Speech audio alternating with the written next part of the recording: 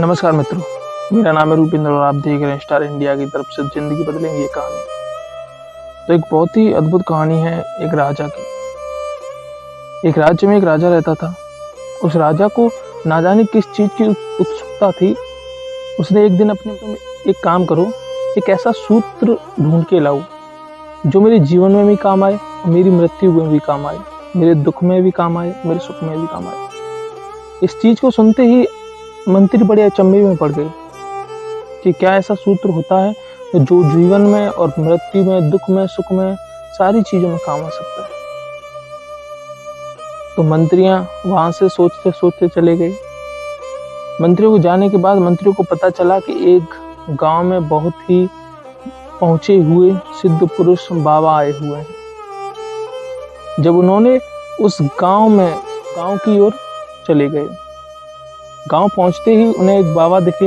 उन्होंने बाबा से पूछा और बाबा को अपनी सारी परेशानी, बाबा ने उन्हें एक उपाय दिया, एक अंगूठी दी और मंत्रियों से कहा, मंत्रीगणों, ये एक अद्भुत अंगूठी है।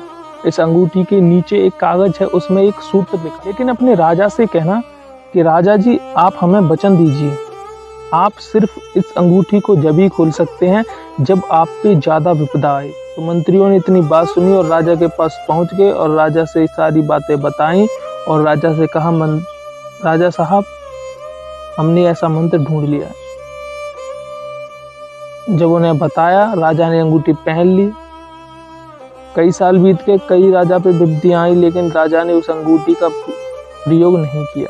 कई विपत्तियां आई लेकिन राजा ने उस अंगूठी का प्रयोग नहीं किया।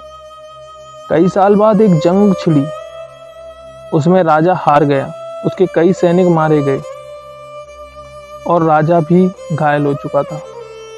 जब घायल राजा घोड़े पर भाग रहा था, तब उसके पीछे दुश्मन भाग रहे थे। आगे खाई थी, राजा को कुछ नहीं सूझा, अब मैं कहाँ जाऊं। इतने में ही पीछे घोड़े की टाप सुनाई दे रही थी। राजा को अचानक ध्यान आया कि मेरे पास तो वो अंगूठी है जिससे मैं इस परेशानी का हल उससे निकाल सकता हूँ। तो राजा ने उस अंगूठी को खोला और उस कागज को पढ़ा। उसमें लिखा था, ये भी बीत जाएगा।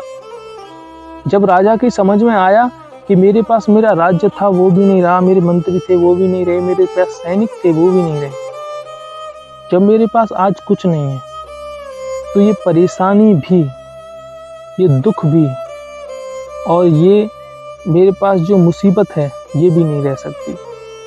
इस कहानी का अर्थ है मित्रों कि जब हमारे पास हमारा चैन, सुख, खुशी, जब ये चीजें खत्म हो सकती हैं तो हमारे ऊपर जो दुख आता है वो भी खत्म हो सकता है। जो हमारे ऊपर दुख आता है वो भी खत्म हो सकता है। हमारे पास रहता कुछ नहीं है, ना ही दुख रहता है ना ही खुशी रहती है। तो आप किसी चीज को ऐसा ना समझे कि ये हमारे पास ही रहनी है।